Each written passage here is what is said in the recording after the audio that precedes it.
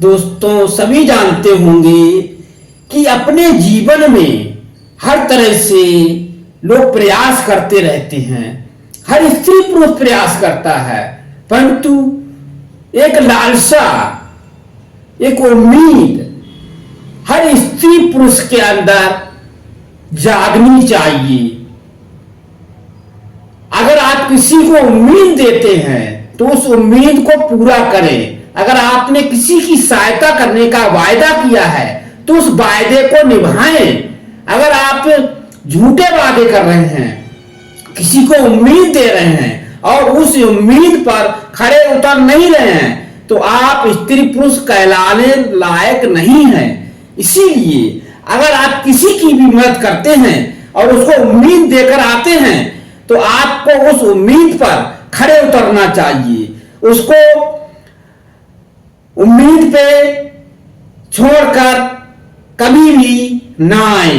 अगर आप किसी के लिए सहायता करने के लिए बोल कर आ रहे हैं और आप दोबारा उसकी सहायता करने के लिए उस जगह पर नहीं जा रहे हैं, तो आप उसके पाप के भागीदार होंगे। इसी के ऊपर एक कहानी आपको सुनाता हूं। एक बुजुर्ग औरत रास्ते पर, रोड पर पड़ी हुई थी। बुजुर्ग औरत जो चल नहीं सकती थी, पैरों से ओझल थी, बहुत ज्यादा परेशान थी। ठंड का मौसम था, ठंड से ठुठर रही थी। एक हल्की सी कंबल अपने शरीर पर डालकर कोराहा ठंड में रोड के किनारे पर पड़ी हुई थी। लोग उधर से आ रहे हैं, जा रहे हैं, परंतु उस स्त्री की तरफ, उस बूढ़ी मां की तरफ किसी ने भी ध्यान नहीं दिया। सब अपनी गाड़ियों से जा रहे थे। हर कोई उसको देख रहा था। लोग दूर से वीडियो बना रहे थे, परंतु उसकी सहायता करने के लिए कोई भी नहीं बढ़ रहा था। बड़े बड़े पैसे वाले लोग उसके पास से गुजर रहे थे, परंतु किसी ने भी उस बूढ़ी औरत की सहायता नहीं की। बहुत गाड़ियां थी, पैसे वाली पार्टियां वहां से निकल भी रही थी। लोग खड़े होकर देख रहे थे और उस बूढ़ी औरत का वीडियो बना रहे थे। और वह बूढ़ी औरत ठंड से कांप रही थी, परंतु लोग अपने लाइक और सब्सक्राइबर बढ़ाने के लिए उस बुजुर्ग औरत का वीडियो बना रहे हैं। इससे आपको क्या मिलने वाला है? आप किसी की परेशानी को नहीं समझते हैं, उसकी सहायता करने की वजह से उसका वीडियो बनाते हैं। किसी का एक्सीडेंट हो जाता है तो उसका वीडियो बनाते हैं, उसको हॉस्पिटल नहीं ले जा सकते हैं। ऐसे जीवन से मानव का, स्त्री पुरुष का कोई लाभ नहीं है। हर स्त्री पुरुष का जीवन एक दूसरे की सहायता करने के लिए बनाया गया है। हर स्त्री पुरुष एक भगवान का रूप है। ईश्वर कहीं बाहर नहीं मिलता। ईश्वर, हम सब ही ईश्वर हैं।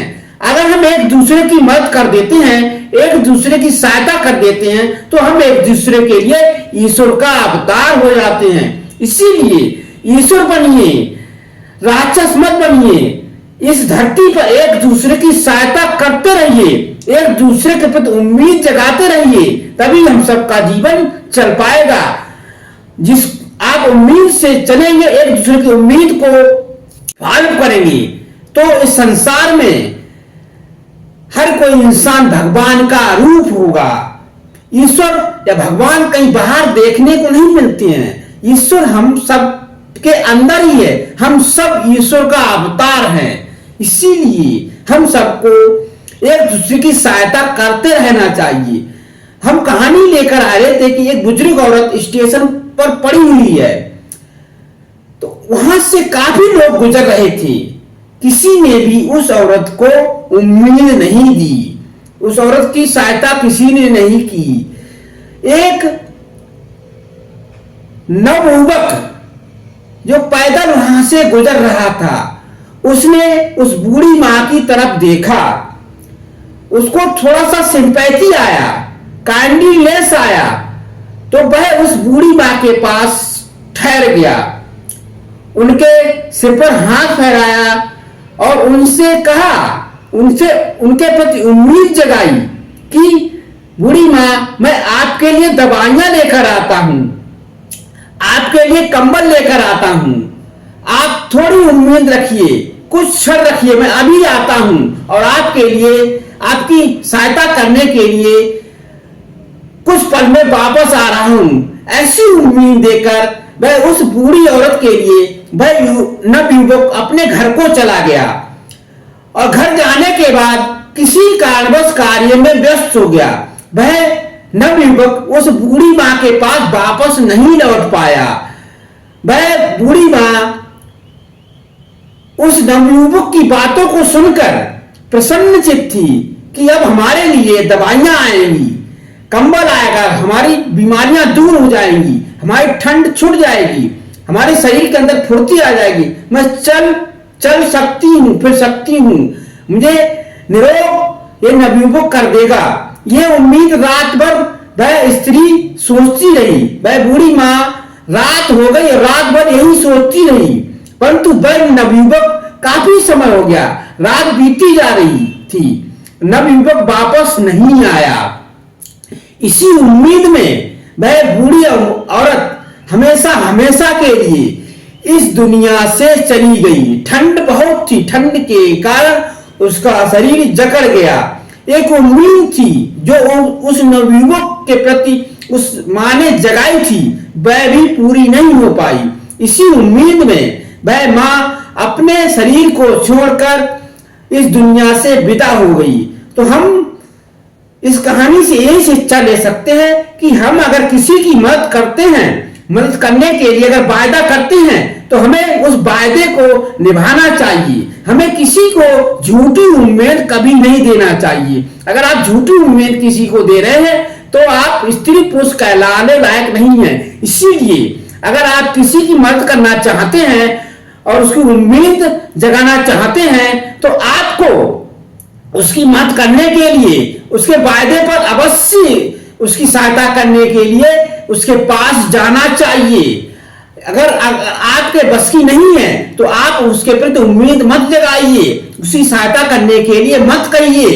अगर आप सहायता करने लायक हैं, आपका एटीट्यूड, कॉन्फिडेंस बिल्कुल उम्मीद जगाने लायक है, तभी आप किसी से सहायता करने के लिए वायदा करें। अगर आप झूठी उम्मीद, झूठा वायदा कर रहे हैं तो आपके प्रति किसी की भी उम्मीद हमेशा के लिए नष्ट हो जाएगी और आपकी उम्मीद ना पूरी करने की वजह से या आपकी सहायता ना करने की वजह से उस जीव की, उस स्त्री पुरुष की जान जा सकती है। इसीलिए हमेशा अपने वायदे पर पक्के रहें और किसी की सहायता कर रहे हैं तो पूरी उम्मीद के साथ, पूरे कॉन्फिडेंस के साथ, पूरी सिचुएशन के साथ, पूरी आत्मबल के साथ ही दूसरे की सहायता करने के लिए उससे उम्मीद जगाएं, उससे वायदा करें और उसको पूरा करके दिखाएं, तभी आप किसी की सहायता कर सकते हैं।